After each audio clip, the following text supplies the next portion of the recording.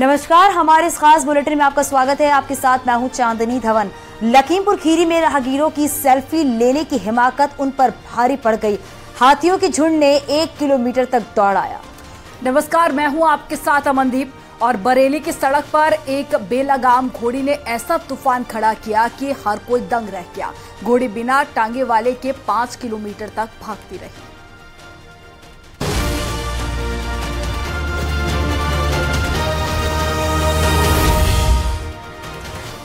और इस बीच बड़ी खबर मिल रही है, ज्ञानवापी में चौथे दिन के सर्वे का काम पूरा हो गया है। सूत्रों के हवाले से बड़ी खबर मिल रही है, चौथे दिन व्यास तहखाने में सर्वे हुआ है। ये बड़ी खबर आपको बता रहे हैं। कई धार्मिक खंडित देव विग्रह आए हैं सामने। यहाँ पर मगरमच्छ की खंडित मूर्ति भी एएसआई ने देखा है। सूत्रों के हवाले से हम आपको बता रहे हैं। चौथे दिन तीनों गुंबदों का मैपिंग भी हुआ है। ये बड़ी खबर आपको बता रही है।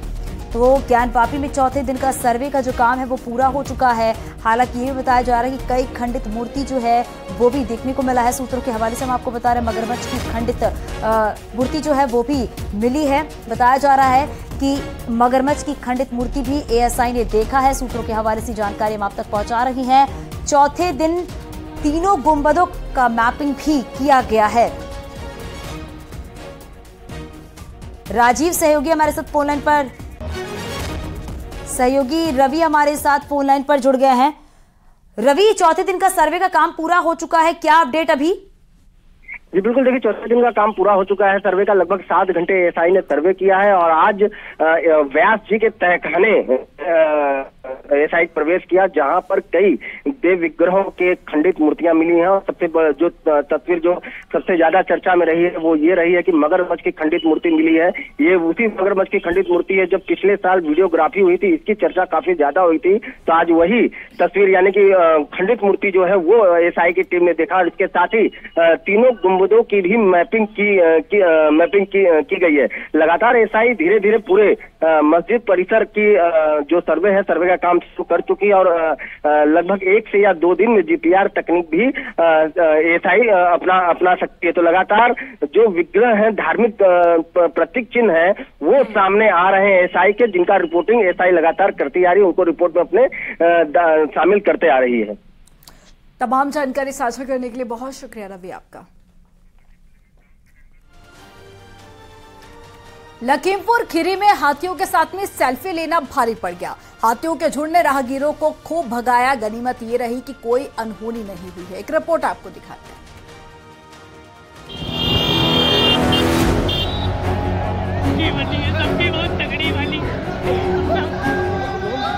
गजराज से पंगे लेना पड़ गया भारी। सड़क पर जान पर बनाई। लखीमपुर खीरी की ये तस्वीरें हैं जहां लोगों के चेहरे पर खौफ दिख रहा है। वो भागे जा रहे हैं, कोई पैदल भाग रहा है तो कोई बाइक पर तो कोई कार में सवार है। अगर पीछे देखा तो शामत आ जाएगी। राहगीर बुरी तरह चिल्ला रहे हैं। सभी अपनी जान बचाने की जद्दोजहद में लगे हैं।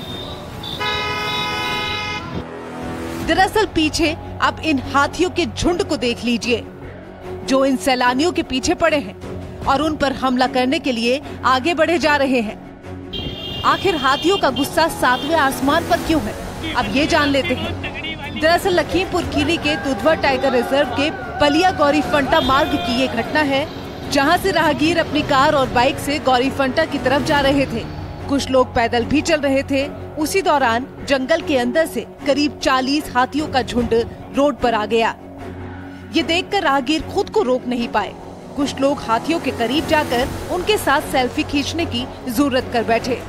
फिर क्या था, हाथियों को सेल्फी लेना बिल्कुल नहीं भाया और वो इस हरकत से बुरी तरह से भड़क गए, जिसके बाद सेल्फी लेने से नाराज जंगली हाथियों का झुंड हमला करने के लिए उनके पीछे भागने लगा। हाथियों के आने से सड़क पर अफरा तफरी मच गई।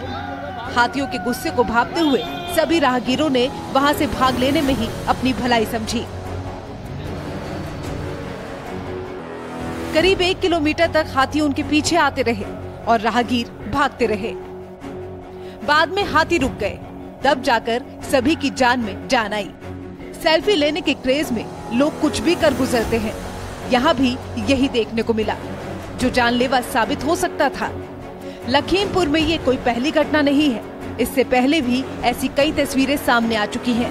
कहीं न कहीं दुधवा टाइगर रिजर्व के अधिकारियों के उस दावे की पोल भी खोलती दिखी जिसमें लगातार गश्ती की बात कही जाती है। हाथी को अमूमन शांत जानवर माना जाता है, लेकिन अगर किसी ने उसे छेड़ दिया तो वो फिर ये उसके मूड पर निर्भर करता है कि या तो वो बख्श दे या फिर उसके गुस्से का सामना करे। अगर उनके झुंड के पास कोई जाता है तो उनको खतरे का आभास हो जाता है, जिस वजह से हाथी हमलावर हो जाते हैं। लखीमपुर खीरी में राहगीरों ने इन हाथियों से आफत मोल ले ली, जिसके बाद सभी की जिंदगी पर खतरा मंडरा गया। हाथियों का झुंड पीछे पड़ गया और लोगों को जान बचाना भी भारी पड़ गया। हालांकि गनीमत रही कि कोई अनहोनी नहीं हुई। न्यूज़ 18 के लिए लखीमपुर खीरी से मनोज शर्मा की रिपोर्ट।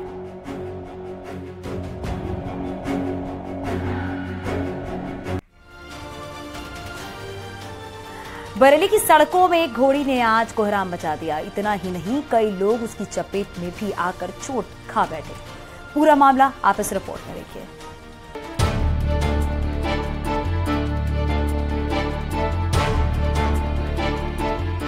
बरेली की सड़कों पर इस अजब गजब नजारे को जिसने भी देखा वो दंग रह गया। एक बेलगाम घोड़ी भागे जा रही है। सड़क पर चल रहे इस ओरिजिनल सीन को देखकर फिल्म शोले की याद ताजा हो गई, जिसमें धन्नो नाम की एक घोड़ी होती है और वो अपनी मालकिन बसंती के एक हुक्म पर हवा से बातें करने लगती है। यहाँ भी धन्नो है और वो पूरी रफ्तार के साथ दौड़े जा रही है, लेकिन उसकी बसंती का दूर दूर तक कोई अता पता नहीं है। अबे हट जाओ, ये देख रहे हो, अपने आप चल रही, पूरा मिनी बाईपास पार कर दिया इनने। घोड़ी को कहाँ जाना है ये उसे भी नहीं पता, लेकिन उसके कदम हैं कि रुकने का नाम नहीं ले रहे। बाइक सवार एक युवक ने सड़क पर भागती घोड़ी की तस्वीरों को अपने मोबाइल फोन में कैद कर लिया।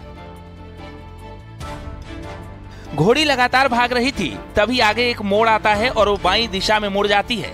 इतने में एक बाइक सवार उसके करीब से गुजरता है और घोड़ी उसको जोरदार टक्कर मार देती है। बाइक सवार वही मौके पर गिर जाता है। बाइक सवार को हल्की चोट भी आ गई। वहीं घोड़ी पर कोई असर नहीं हुआ, वो सड़क पर बेधड़क भागती रही। सड़क पर बेलगाम घोड़ी को देखकर लोगों के भी होश उड़ गए। बाइक वाले का हश्र देखकर वीडियो बनाने वाला युवक जोर से चिल्लाकर सड़क पर दूसरे राहगीरों को चेतावनी देता रहा। अबे हट जाओ, ये देख रहे हो, अपने आप चल रही, पूरा मिनी बाईपास पार कर दिया इनने। घोड़ी ने इस तरह पूरे 5 किलोमीटर का सफर नाप डाला। थाना इज्जतनगर क्षेत्र के मिनी बाईपास की ये घटना बताई जा रही है। घोड़ी ने तांगे वाले के बिना पूरा मिनी बाईपास पार कर दिया। बताया जा रहा है कि तांगा चालक बग्गी को लेकर कहीं जा रहा था। रास्ते में वो किसी काम से उतरा। इसी दौरान घोड़ी बिदक गई और तांगे वाले को छोड़कर बाईपास पर दौड़ने लगी। सोशल मीडिया पर भी ये वीडियो खूब वायरल हो रहा है और वीडियो देखकर लोगों की हंसी नहीं रुक पा रही है। न्यूज़ 18 के लिए बरेली से प्रशांत कुमार की रिपोर्ट। फतेहपुर में एक शख्स ने अपनी पत्नी की याद में मंदिर का निर्माण कराया और मंदिर में पत्नी की मूर्ति स्थापित कर वो रोज सुबह शाम पूजा करता है। पूरा मामला क्या है, एक रिपोर्ट के जरिए आपको दिखाते हैं।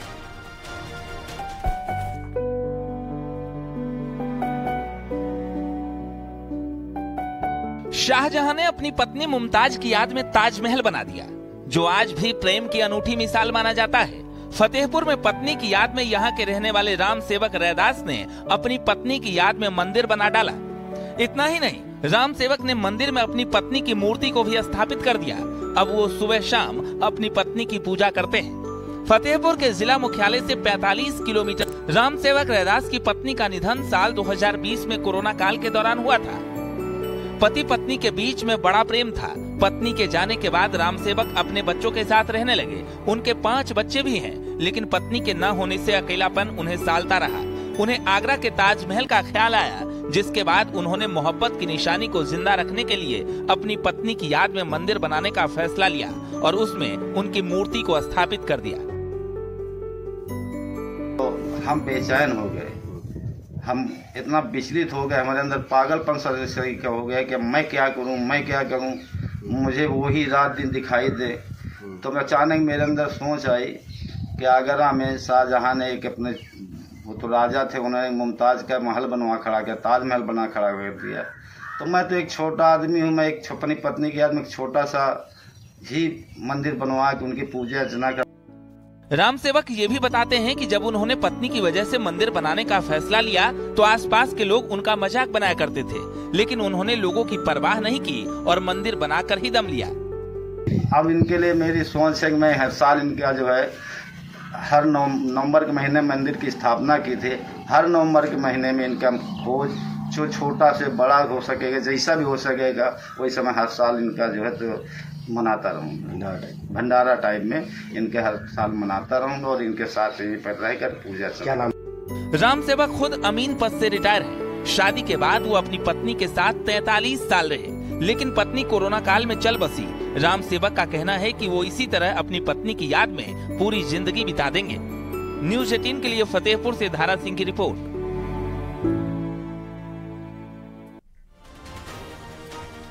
पीएम मोदी ने अमृत भारत स्टेशन योजना के तहत देश भर के 508 रेलवे स्टेशनों के पुनर्विकास का शिलान्यास कर दिया, जिसमें अयोध्या के 2 स्टेशनों का भी पुनर्विकास होगा।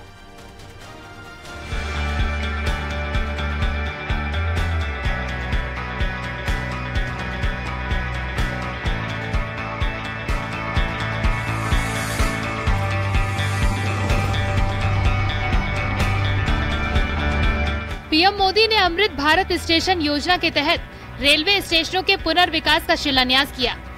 इससे देश भर के 508 स्टेशनों का कायाकल्प हो जाएगा। इसमें उत्तर प्रदेश के 55 रेलवे स्टेशन शामिल हैं, जिनके पुनर्विकास से रेलवे आने वाले समय में अपनी चमक पूरे देश में बिखेरेगा। यूपी के इन स्टेशनों में 2 अयोध्या के भी स्टेशन शामिल हैं।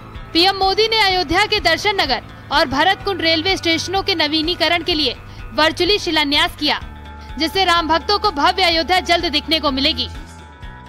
सबसे बड़ी बात है, मेरे देश के सामान्य नागरिकों के लिए ये कितना बड़ा अभियान होने वाला है।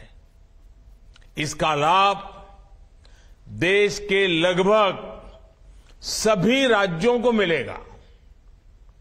जैसे यूपी में इसके लिए करीब 4,500 करोड़ रुपए के खर्च से 55 अमृत स्टेशन को विकसित किया जाएगा।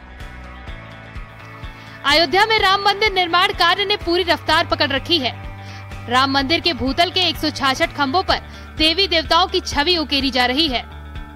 अगले साल की शुरुआत में रामलला अपने स्थान पर विराजमान हो जाएंगे। राम मंदिर में रामलला के विराजमान होने के बाद रोज लाखों की संख्या में श्रद्धालुओं के आने का अनुमान है और श्रद्धालुओं की सुविधा को ध्यान में रखते हुए सड़क मार्गों को दुरुस्त किया जा रहा है। वहीं अयोध्या के रेलवे स्टेशनों के नवीनीकरण के बाद अब अयोध्या धाम के आसपास के रेलवे स्टेशनों के भी दिन बदलने वाले हैं। दर्शन नगर और भरतकुंड रेलवे स्टेशनों का नवीनीकरण का काम तेजी से चल रहा है। ये दर्शन नगर रेलवे स्टेशन है जो अभी फिलहाल नई बिल्डिंग बनकर तैयार है। इसके साथ ही अब इसका और उच्चीकरण किया जाएगा, जिसमें लाइन का दोहरीकरण, स्टेशनों की संख्या बढ़ाई जाएगी, ट्रेनों की संख्या बढ़ाई जाएगी, तमाम जो यात्री सुविधाएं हैं वो डेवलप की जाएगी। भगवान राम की नगरी के सबसे निकट दर्शन नगर रेलवे स्टेशन को राम मंदिर आने वाले राम भक्तों के साथ ट्रेनों की संख्या और बढ़ाने के अलावा जो है वो अब कटरा यानी कि गोरखपुर लाइन से भी जोड़ने की कवायदें शुरू की जा रही है। दर्शन नगर रेलवे स्टेशन के अपग्रेड होने के बाद यात्रियों के लिए सुविधाएं बढ़ जाएंगी। इसके साथ ही इस स्टेशन को गोरखपुर लखनऊ रेल मार्ग से जोड़ने की भी योजना है। अभी मार्च महीने में जो है दर्शन नगर स्टेशन से लेके गोसाईगंज स्टेशन तक डबलिंग का कार्य संपन्न किया गया है और आने वाले अगले साल तक जो है ये आपका बनारस से लेके और लखनऊ तक दोहरीकरण का कार्य संपन्न हो जाएगा, जो सरकार की पहली प्राथमिकता में है। अयोध्या आने वाले श्रद्धालुओं के लिए ट्रेन का सफर आरामदायक रहे, इसके लिए रेल मार्ग को सुधारा जा रहा है। दर्शन नगर रेलवे स्टेशन को अपग्रेड करने के लिए काफी काम भी हो चुका है। उसमें स्टेशन का अपग्रेडेशन शामिल है, यात्री सुविधाएं बढ़ेगी, यहाँ का जो है इसको डेवलप किया जाएगा। साथ ही साथ भविष्य में परियोजना है इसको कटरा से बाईपास जोड़ने का, जो गाड़ियाँ यहाँ से जो है अयोध्या पे, क्योंकि मंदिर बन जाने के बाद वहाँ गाड़ियों का परिचालन ज़्यादा हो जाएगा, उसी को ध्यान में रखते हुए यात्री और गाड़ियों की सुविधा को ध्यान में रखते हुए दर्शन नगर स्टेशन का डेवलपमेंट किया जा रहा है। अयोध्या के लिए घरेलू उड़ान दिसंबर तक शुरू होने की उम्मीद है। सड़क मार्गों को भी दुरुस्त किया जा रहा है। वहीं अब रेल मार्ग को भी बेहतर बनाया जा रहा है। न्यूज़ 18 के लिए अयोध्या से निमिष गोस्वामी की रिपोर्ट। और यहाँ रुकेंगे छोटे से ब्रेक के लिए। खबरों का सिलसिला आगे भी जारी रहेगा, आप देखते रहिए न्यूज़ 18।